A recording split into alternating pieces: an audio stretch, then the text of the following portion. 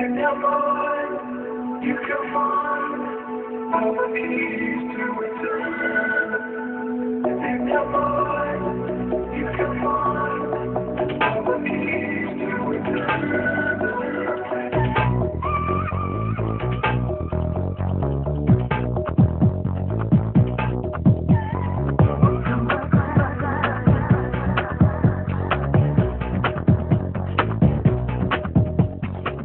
అతను రాయలసీమ సింహం సమరసింహారెడ్డి.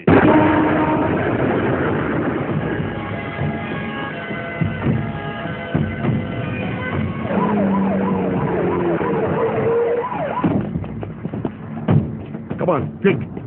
చెన్నై నుండి ముంబై మెయిల్లో బయలుదేరిన తన కొడుకు స్వాగతం పలకడానికి నరసింహారెడ్డి తన అంచెలతో వస్తున్నాడు. అదే ట్రైన్లో తన కూతురు ఎక్కించి ముంబై మీదుగా లండన్ పంపడానికి వీరరాఘవరెడ్డి తన అంచెలతో వస్తున్నాడు. 2 గ్రూపులు ఎదురుపెట్టే 10 మంది కానిస్టేబుల్తో వెళ్తున్నాడు. వీరరాఘవరెడ్డిని మాత్రం లోపలికి వెళ్ళడానికి వెళ్ళలేదు. అవసరమైతే అరగంట ట్రైన్ ఆపుతామని చెప్పి ఆ ముఠా ఆ గేట్ కూడా బయటకు వెళ్ళిపోగానే ఈ ముఠాని ఈ గేట్ కూడా లోపలికి వెళ్తాడు.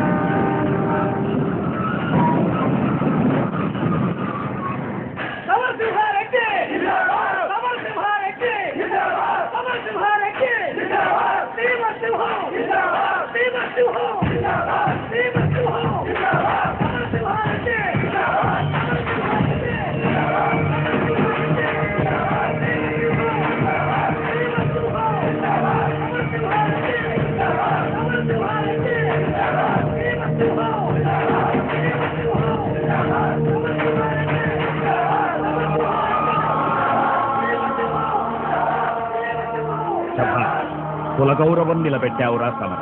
నా ఒంట్లో ఉన్నది మీరు ఇచ్చిన సీమ రక్తం నాన్న. దానికి ఆకలేస్తే ఆహారం తినదు, పౌరుషాన్ని తింటుంది. శభాష్. వాసు ఏడి? ఇక్కడే ఉన్నా పెద్దయ్య, వస్తున్నా. అదేంట్రా చెంగు కప్పుకున్నావు నెత్తి మీద? లోపలంతా ఒకటే మంచు పెద్దయ్య, జలుబు చేసింది. రైల్లో మంచు ఏందిరా? ఏసీ ఎక్కువ అయ్యేసరికి అదే మంచు అనుకుంటున్నా.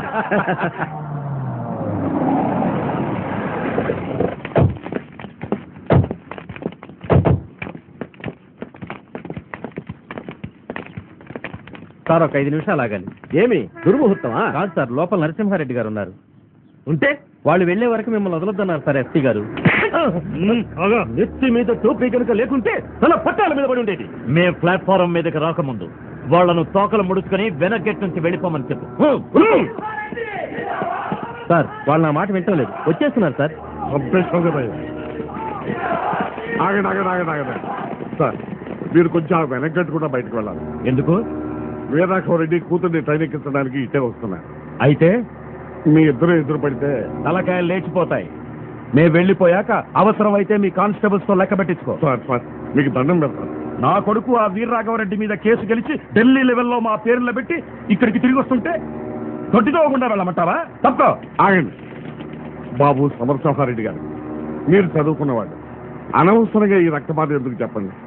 మీరైనా ఆ గేటు కూడా బయటకు వెళ్ళడానికి మీ నాన్నగారిని వస్తుంది. ప్లీజ్ నాన్న అటు కడదాం పదండి. సమరా, మనం అటు వెళితే వాడు మీసం తిప్పుతాడ్రా.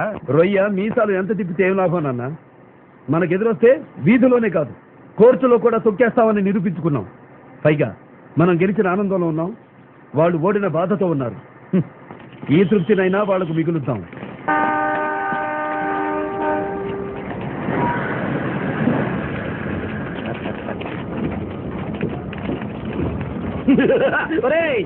ముడుస్తాడారా? వాడు అరుస్తున్నాడు రా. కుక్క మురికిందనుకో. నీ చేతిలో దండెందుకురా? నా కాళ్ళ మీద పడాయి. వాడి కొడుకు అరుస్తున్నారా? కుక్క పిల్ల మురికిందనుకో.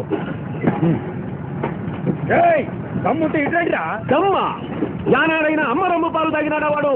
పిరికి పంట సరిపోతాడు. సమరసింహారెడ్డి ఢిల్లీలో కాదు సీమ సందుల్లోకి రారా, చూసుకుందాం నీ ప్రతాపము నా ప్రతాపము.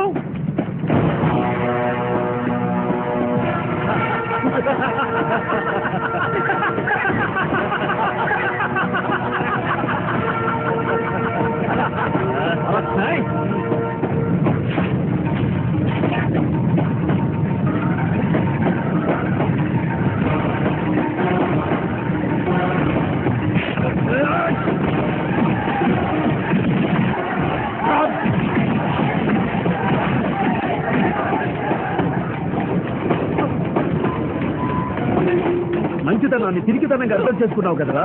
ఎగిరి పడ్డావంటే ఏరుకోవడానికి ఎముకలు కూడా మిగలవు. నీ వంశానికి ఉన్న విలువెంత, నీ పౌరుషానికి ఉన్న పవరంత. దమ్ము గురించి రొమ్ము ఎరగదీసుకుని మాట్లాడావు కదరా. విడిపించుకో, విడిపించుకోరా.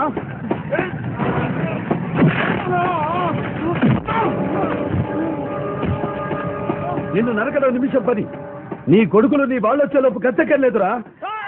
ఈ కాలు చాలు నీ కంటలోకి చంపడానికి. చూడు, నేను గట్టిగా తొడచరిచానంటే ఆ సౌండ్కే గుండాకి చస్తావురా నువ్వు.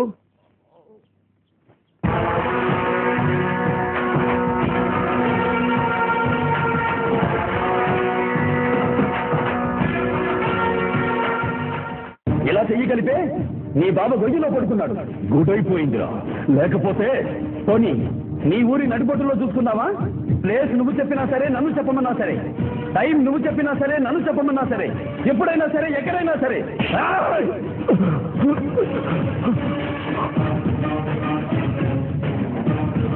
కత్తులతో కాదురా, కంటి చూపుతో చంపేస్తా.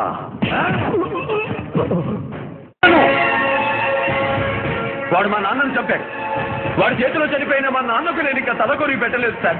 మీ మాటలు విని నేను ధర్మ విషయాన్ని వదిలేస్తే నేను చట్టానికి కొరిగి పెట్టిన వాడిని అవుతాను.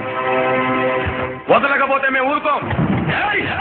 కుమారస్వామి, గోపాలస్వామి, సుబ్రహ్మణ్య స్వామి, సీతారామ స్వామి, నారాయణ స్వామి అని 5 కొడుకులు పుట్టి చనిపోయాక ఈ దారిపడబోయే బిడ్డ చంపేవాడు కావాలి కానీ చచ్చేవాడు కాకూడదని మొక్కి మరీ పెట్టాడు రా మా నాన్న. నా పేరు లక్ష్మీ నరసింహ స్వామి అని. మీరు సంబాల్లో అడ్డుపడ్డా బట్టలు కొట్టుకుని వెళ్ళైనా వాడిని అరెస్ట్ చేస్తా. నేను చేతులు ముడుచుకొని కూర్చోలేదు. ఎదురొస్తే విరిచేస్తా. మంత్రాన్ని చూడను, కమిషనర్ని చూడను.